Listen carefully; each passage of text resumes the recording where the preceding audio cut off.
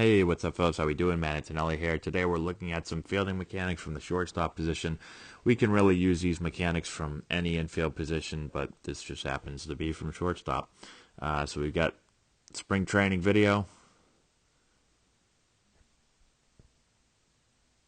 We're going to look at it real quick, and then we're going to talk about it. All right. So I love, obviously, for me, fielding mechanics don't get talked about enough. And so I love putting up videos when I see infielders, get good footage of it, throwing it up there for you guys. So let's start to talk about it here. So as he approaches the ball, you see glove taps here. I get a lot of questions on glove taps. Or patting the glove. I don't have a problem with it. I just want to make, if you're a guy that does it really late, it could hurt you, especially if the ball's hit really hard. But there's a lot of infielders, especially at a high level, that use a glove tap, and it gives them a little bit of rhythm. Again, you just got to make sure that you're going to be down in time. If you feel like you're late, then you may want to try to get rid of the glove tap. All right. So again, let's talk about rhythm. As we start to lower ourselves and get a flat back, get our chest over the ball, it's going to be right, spread my left foot, field the ball. Okay. So really good rhythm for infielders is right, left field, right, left throw. Okay, so I get my right foot down, my left foot starts to come down. Usually you'll see infielders go heel first, and then they're going to catch the ball as their left toe hits. So this gets them moving through the ball. It keeps some good rhythm going. Right there. So right, left field, right, left throw. Right here he's got extra time, so he's going to go right, left again. Okay. I want to field the ball off my left eye.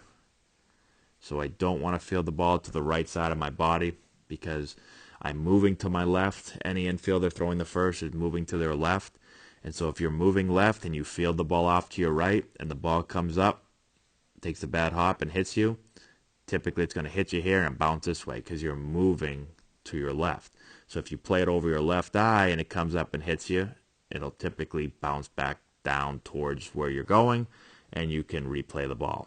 Okay? That's the first thing. The second thing is when you put your glove down over your left eye, if you do it right now, just put your hand down over your left eye, your hand's going to open up naturally to the ball. The more you put it to the right, the more you have to kind of manipulate your hand and turn your hand, and then your hand gets stiff and your arm gets stiff, and it just leads to hard hands. Okay? So this is the most natural position. Just kind of lay your glove open. It opens up to the ball naturally. You feel loose. Your hands can still be quick. Okay?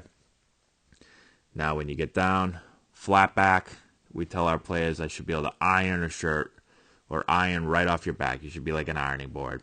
Okay? So my butt is actually up and my chest is flat. It gets my hands out front so I can see the ball in my glove in the same view. If you can't see your glove, if it's too far underneath you, it's not good. All right, I've got to be able to see the ball and my glove at the same time all the time. All right, so I got to get out front. Okay? My control hand here, my bare hand, is going to be just off center right here. So it's not straight over the top at 12 o'clock. It's more off center a little bit. All right, but I want to be close so that when the ball goes in, my bare hand, boom, I got it right there and I'm transferring it. So I'm never catching the ball. I'm not closing my glove. It's not a one-handed catch. If the ball is hit and it's in the framework of my body, it's going to be two hands deflected, just like this. If it's outside of my body, then it's a one-hand play or a one-hand backhand play over here. Okay? But it's inside my body. It's two hands, deflect the ball. Right now I'm taking the ball. I'm transferring, okay? So I'm not getting it in the web. I'm getting it above my fingers, catching it off my index finger. Right there, I've got it. And now as I bring the ball to the middle of my body, I'm transferring and getting a good grip. Okay? So once I go right, left catch, or right, left field, I'm going to bring the ball to my middle as I take my right foot to my left foot. All right? So I go right foot to left foot. It gives me direction towards first base. Sets me up to throw. So my shoulder's on the bag now, on my target. My feet are in line. It also gives me distance. I'm creating distance towards my target, so I'm cutting down the distance. As the game gets faster, runners get faster, balls get hit harder. I've got to make the play quicker. I've got to be able to cut down the distance at all times. I can't sit back and wait back and have my footwork take me away from where I want to throw. So it's putting me in line to throw, and it's creating distance towards my target right there. Okay? Now what you're going to typically see is, depending on the speed of the ball and the speed of the runner, I may have to just field, go right, left, and throw.